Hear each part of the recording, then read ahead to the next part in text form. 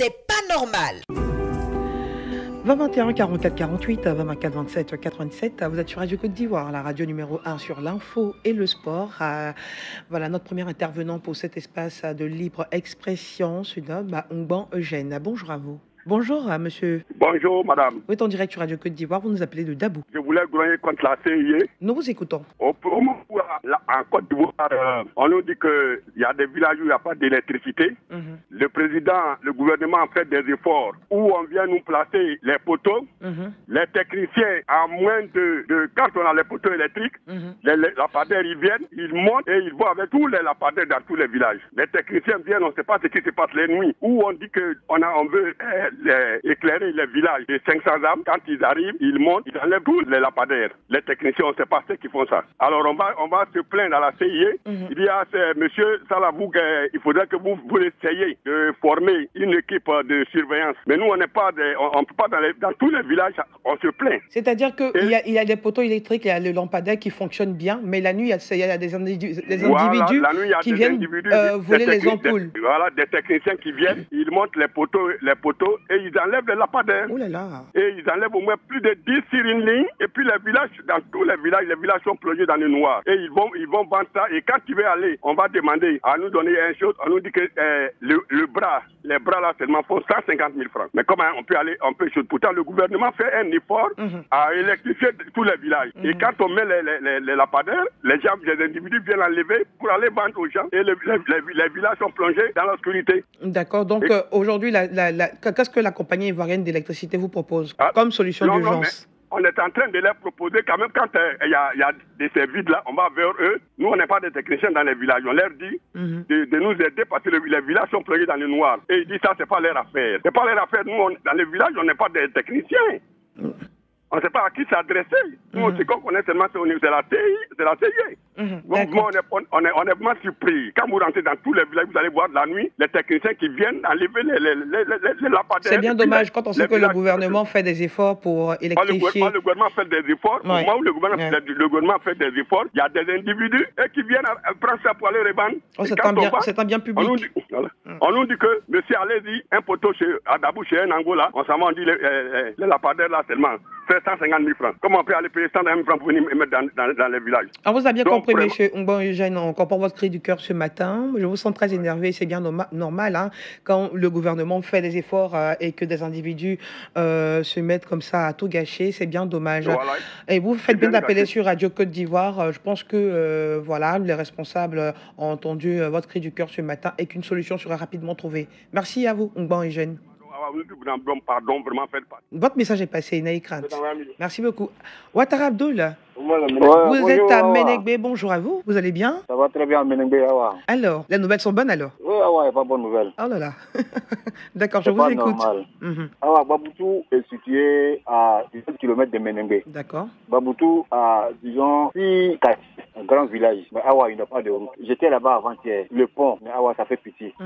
Vraiment, le président du conseil régional est venu 2 fois, venu mesurer les ponts, que le gouvernement va faire les ponts. Mais Awa, depuis 2015 jusqu'à aujourd'hui, rien n'est fait. Quand il pleut, les enfants ne peuvent plus sortir, la population reste derrière l'eau. Mais le petit pont qui est là, Awa, je demande beaucoup de pardon au président de la République pour que cette année soit vraiment bonne année vraiment à la population de Baboutou, vraiment qui souffre. Et surtout au président du conseil régional de San Pedro, M. Bégré Donatien. Mais là-bas, ils ont voté à 80%. Mais je ne sais pas pourquoi ils laissent la population de Baboutou vraiment qui souffre beaucoup. Donc je demande beaucoup pardon à M. Bégré Donatien. D'accord, donc Abdoul, on vous comprend très bien, on va aller rapidement parce qu'il y a beaucoup d'auditeurs qui essaient de nous rejoindre en même temps. Donc c'est un problème de route là-bas à Menegbe, donc vous souhaitez que l'État fasse quelque chose pour restaurer votre route, c'est ça? À Baboutou. D'accord, ok. Voilà. On vous a bien compris. La route précède le développement. Vous faites bien d'appeler. C'est un travail, c'est un devoir de citoyen. Merci beaucoup. Guy Boga. Guy Boga? Oui, Guy Boga est là. Ouais, vous êtes en direct sur Radio Côte d'Ivoire. Je vous écoute. Vous nous appelez de Bayota. C'était Guy Boga de Bangolo. Maintenant, c'est Guy Boga de Bougourou. D'accord, on va aller rapidement, monsieur. Monsieur Guy Boga. Oui. Alors, qu'est-ce qui ne va pas ce matin? Je dis bien que quand la guerre a eu lieu, on a perdu des biens. 2002, 2010. Jusque-là, Marietou est venue pour dire qu'on va indemniser tout le monde. Jusque-là, on a fait pour les gens et pour nous, on ne voit pas, on a des numéros, tout ça. Et on attend toujours. Vous avez des numéros, lesquels numéros? Quand on est venu faire le recensement, c'est bien perdu là. Nous ont attribué des numéros. Et vous ont attribué des numéros? Donc vous devez patienter normalement pour l'indemnisation, mais seulement ça prend du temps. Ah, vraiment, c'est ça? Le temps que ça prend là, l'autre fois, à chaque fois quand je grogne, on me dit que ça prend du temps. Mais on attend. La patience a des limites. Hein? D'accord. Ok. Donc aujourd'hui, qu'est-ce que vous demandez à l'État? Ben, je veux qu'on me donne ce qu'il y a à donner pour les gens qui ont perdu le bien. D'accord. Monsieur Guy Boga. Oui. Merci à vous, votre message est bien passé. Bonne journée. Oui, votre message est bien passé, monsieur Guy Boga.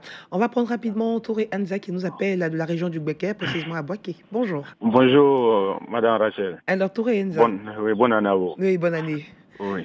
Alors, quelles sont les nouvelles? Oui, c'est concernant, comme on appelle, mon village à Nyamanzara là. J'ai grogné et ils sont allés planter les poteaux. Jusqu'à présent, dans le mois de, je crois, d'octobre là-bas, bon, franchement, on les voit plus. Un temps, on nous avait promis juste. Ce sont des poteaux pour électrifier votre village. Voilà, ils sont allés planter les poteaux. On nous avait dit jusqu'à fin 2018. Elle a envoyé les câbles. Bon, jusqu'à présent, bon, on ne les voit pas. Vraiment, je les demande. Pardon, on a assez attendu, mais comme ils ont commencé les travaux, vraiment d'accélérer. Vraiment, le conseil régional et de la région de la Niébi, on compte beaucoup sur eux. Ça fait combien de temps que déjà les poteaux sont installés? Bon, c'est l'année passée, dans le mois, comme on appelle, en 2018, ils ont placé les poteaux. D'accord, donc vous avez eu de l'espoir. Et voilà. Je vous comprends bien. Dans votre émission, vraiment, on a l'espoir, mais franchement, qu'ils accélèrent, vraiment, on a assez attendu. Bon, pour le moment, on compte beaucoup sur eux. C'est vrai, il y a déjà un début, les poteaux sont installés, d'accord. Oui, donc là, on va leur demander maintenant d'accélérer les choses parce que Touré Enza a besoin d'électricité. Madame, bonne émission à vous. Merci beaucoup. Pendant que d'autres ont de la lumière, des individus viennent tout gâcher. Et là, Touré Enza a besoin que le travail soit terminé là-bas dans son village. Yao Darius. Oui. Bonjour. Allô. Allô? Oui, comment allez-vous? Oui, ça va. Alors, vous nous appelez de Biancouman? Je vous appelle de Stopapleu. D'accord, je vous écoute. Je veux parler de la route de Para. De la route de Para de Caï jusqu'à Tabou. Dans cette café, pardonnez, vous n'allez arranger cette route-là. D'accord. Alors, c'est quel tronçon vous avez dit? J'ai pas bien compris. Il y a des Darus. D'accord, ok. Yao Darus, il y a pas de Stopapleu. Oui, j'ai compris votre nom, monsieur Yao Darus. Je demande le tronçon, vous dites que la route est dégradée. C'est où précisément que la route est dégradée? Oui, tu vois, encadré 15. Monsieur Yao Darus. Monsieur Yao Darus. On veut que votre message passe. Monsieur Yao Darus, il faudra qu'on s'entende. Il faut qu'on s'écoute et qu'on s'entende, se comprenne. C'est important. Pardon? Yao Darus. Oui. Où est-ce que la route est dégradée? Vous appelez pour parler de la route qui est dégradée là-bas chez vous. C'est où précisément? C'est Caï jusqu'à Tabou. D'accord, voilà qui est clair. Ok. Toujours Zilaza appelle, mais rien n'est fait. D'accord. Vous faites bien d'appeler. Comme je le disais aux autres, la route précède le développement. Appelez toujours, mais ne vous découragez pas. On dit que le découragement n'est pas ivoirien, Darius. En tout cas. Donc, ne vous découragez pas. Je comprends. Vous avez envie d'avoir la route pour pouvoir développer votre localité, faire passer vos productions et tout, c'est important. Mais ne vous découragez pas. Appelez toujours, en parler. C'est important. D'accord. Merci beaucoup, Radio Côte d'Ivoire est là pour vous. Jérôme. Bonjour, Awa. C'est Rachel Logui. Ah, Rachel Logui, c'est vrai. Écoutez, je vais vous souhaiter bienvenue sur Radio Côte d'Ivoire. De mon village, quoi. Mon village s'appelle Ondefou-Do. Donc, il y a deux sous-préfectures qui se sont séparées. Il y a une sous-préfecture, on appelle Mundo et puis Ondefou-Do. D'où, pour relier les deux sous-préfectures, il faut au moins 30 km comme ça. Mais tellement, on part par là-bas, c'est tellement loin. Donc, je veux qu'il y ait un port, il y a un fleuve, on appelle ça chose. Qui séparait les deux sous-préfectures. Donc j'appelle le président conseil général de Bouna qu'il passe à ce point-là. Tellement c'est risquant, quand tu passes là-bas même sur ta moto, vraiment, c'est pas la peine. D'accord. Donc j'appelle les autorités de Bouna pour qu'ils passent de ce point-là. D'accord. Merci beaucoup, Palais Jusqu'à Jérôme. 2020, pour qu'on gagne aussi la paix sur ces... Oui, c'est vrai, jusqu'en 2020. C'est un raccourci pour relier les deux sous-préfectures. Ça relie facilement les deux sous-préfectures. Oui, on devait et puis Mundo. c'est pas du tout loin, mais tellement le fleuve a fait que bon, pour relier les deux sous-préfectures, pour aller sur les deux sous-préfectures, il faut passer de longues distances. Donc c'est pas normal pour nous. D'accord. Merci beaucoup, Palais Jérôme. On vous a bien compris, Palais Jérôme. On va prendre Kwadio Léo. Kwadio Léo, bonjour. Bonjour, Madame Rachel. Alors, vous êtes à Béomé, précisément à Cocoflet. Cocoflet, oui. D'accord, je vous écoute. Mes meilleurs vœux. Mais bonne année à vous également. Madame, oui. Je reviens toujours à un problème d'eau. Cocoflet a une seule pompe. Nous sommes en période sèche. Il n'y a pas de l'eau. Les femmes souffrent. Donc, je demande à des hommes de bonne volonté de faire main et pieds pour nous donner une seconde pompe pour que Cocoflet soit un peu soulagé. Les femmes se battent sur la même pompe. Il y a toujours pas là. Mais j'imagine. Voilà, interminable. Donc, je demande pardon aux bonnes volontés de nous donner une deuxième pompe, déjà, ça va vous soulager. Le président de la République et la première dame, mais juste à présent, c'est en vain. Malheureusement, comment on va faire? L'eau est source de vie, donc l'eau est source de vie. Vous avez le pouvoir, vous êtes un citoyen également. Donc demandez. Il y a déjà une pompe, mais seulement ça ne suffit pas pour toute la population. Vous voulez une deuxième pompe pour pouvoir vous soulager et faciliter le travail des femmes. D'accord. On vous a bien compris, monsieur. Oui. Donc, si quelqu'un peut nous aider à nous donner une pompe pour que les femmes arrêtent les palabres interminables, c'est mieux. Oui, c'est vrai. Vous avez raison. Nous sommes en janvier, février, mars. C'est la période la plus difficile, c'est en mars et avril. D'accord, parce qu'il fait chaud. Il fait chaud. Et puis, il n'y a pas de l'eau. D'accord. Comment les gens vont se laver? Comment les gens vont boire? Quand on va au marigot, c'est source de maladie. Vous voyez? C'est pas bon. On vous a bien compris. Vous avez donc besoin d'une deuxième pompe pour avoir de l'eau potable. D'accord. Merci beaucoup, Kwadio Léon. Je pense que Valentin Kwasi va prendre notre dernier intervenant très rapidement. Madame Modeste. Bonjour, Awatouré. Madame Modeste, je suis Rachel Logoué. Comment allez-vous? Ok, Rachel Logoué. Et puis, bon réveil. Merci. Parce que nous, on est là depuis 5 heures.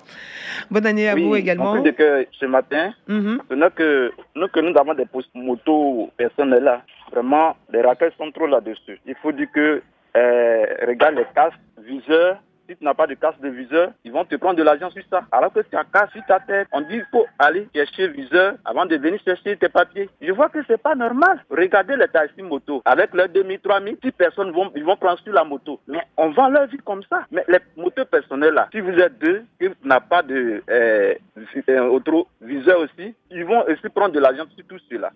Mon cri de cœur ce matin, ce n'est que vraiment l'État n'a qu'à voir ce côté. D'accord. Pour que la paix aussi soit dans nos cœurs. Parce que quand nous passons que des corps habillés, nous raquettes, vraiment, ça nous fait très mal au cœur. Madame Modeste, je rappelle que vous nous appelez de Méadi. Oui. Donc vous êtes là aujourd'hui pour dénoncer le racket. Voilà. D'accord. Je pense que le racket, c'est l'un des combats, donc on va dire, du gouvernement. Maintenant, voilà. vous en tant que citoyen, pourquoi est-ce que vous pouvez conduire sans viseur, sans casque et tout? C'est pour votre propre sécurité. Non, on a des casques, mais on dit viseur de casque. Viseur de casque, vous voyez.